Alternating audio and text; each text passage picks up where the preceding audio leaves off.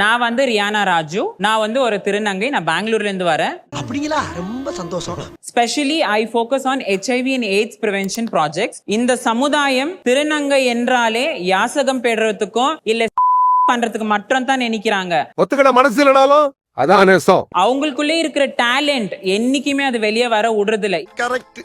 நியாயமான பேச்சுப்பா. என்கிட்ட வந்து ஒரு 1 ரூபி கொடுங்க, என்னோட பாக்கெட் ஃபுல்லு ரொம்பிடும், என் வீட்டுல ஃபுல்லு லக்ஷ்மி கடாட்சமா வந்து நின்னுடும் சொல்றாங்க. அந்த நபரே வந்து எங்களை வந்து அவங்களோட ஆபீஸ்ல வந்து எங்களுக்கு ஒரு வேலை கொடுத்தா ஆபீஸோட ப்ராஃபிட் ரேட் மேல போகும் இல்லீங்களா? அவங்க என்னைக்குமே அது நினைக்கிறதுல. ஆமா, அவங்க எல்லாருமே பிச்சை எடுக்கத்தான் வருது, அவங்க எல்லாருமே பண்றதா வருதுன்னு சொல்றது. I want to break this. இப்படிதான் இருக்கணும். பேர் என்ன? கலில் பாஷா என்கிற இன்ப கலில். அதுக்கு என்னங்கிற இப்ப? அட கொஞ்சம் சும்மா இருயா, மனப்பாடம் பண்ணி ஓட்டிக்கிட்டு இருக்கேன். கானா சிங்கரா? Yes madam. ஒரு கானா பாட்டு பாடுங்க. யோ பாடிறேன். டீ சொல்ற கேப்புல்லன்னா பிக் பாஸ் வந்த மாப்புள்ள, காமெடினா கைப்புள்ள, நீ கலக்கணும்டா லைஃப்ல. யார் சாமி இவன்? எங்க இருந்து வந்திருக்கான்? நீ பார்த்து போய் சேரே. ச்சே, வேற லெவல் வேற லெவல். அட கன்றாவியே. நீங்க உங்களோட ப்ரொஃபைல சொல்றீங்க. நீங்க சரி இதுக்காக தான் நீங்க உள்ள போனா, அப்ப நான் எதுக்காக சார்? அதான் மேடம், நீங்க ஒரு விஷயத்தை இன்னும் போலையா?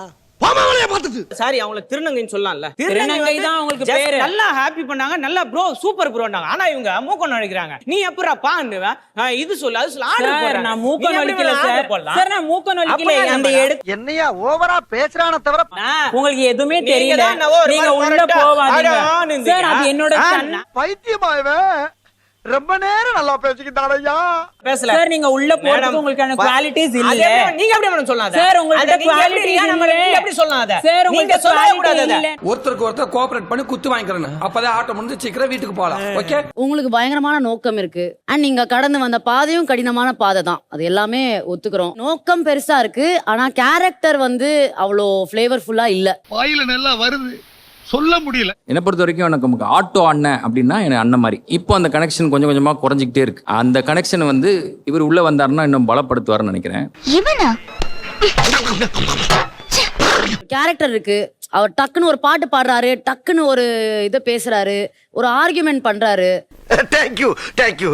Riyana on hold. ஏன்னா எங்களுக்கு தெரியும் ஏதோ இருக்கு, we want to see it. Party வில்லாதி வில்லியா இருக்கும் போல இருக்கு. பாசன்னா கிரீனுக்கு மேல எவ்வளவு கொடுத்தா ஓகேன்னுவீங்க? நீங்க எது கொடுத்தாலும் ஏத்துக்கிறேன் சார். எக்ஸ்ட்ரா 10 ரூபா கொடுங்க. ஒரே ஒரு டவுட் தான் உங்கள்கிட்ட கேட்கணும். சூப்பர்ண்ணே கேளுங்க. சோறு திங்க வேற எதுவும் சின்ன சேனலுக்கு எதாக இருந்தாலும் அது கொஞ்சம் ஆதரவு கொடுங்க.